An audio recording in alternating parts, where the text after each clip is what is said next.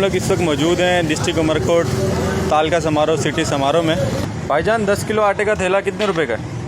10 kilo आटे का bag है तकरीबन 700 रुपये। अच्छा 700 रुपये का। और 20 किलो का 1400 रुपये। 1400 रुपये का थैला। मैं मौजूद हूँ ज़िला टंडोलयार सिंध में। जी भाई आटे का रेट क्या है? 70 रुपये। 70 रुपया किलो जी।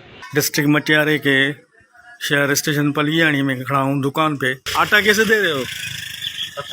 70 रुपये किलो। मौजूद आहियूं हींअर जामशोरे में। अदा ये अटे जो रेट कीअं आहे तव्हां वटि मण? हाँ असां वटि मण आहे 2800 रुपया। 2800 रुपया। ऐं अधु मण? 2800, अधु मण 1400 रुपया।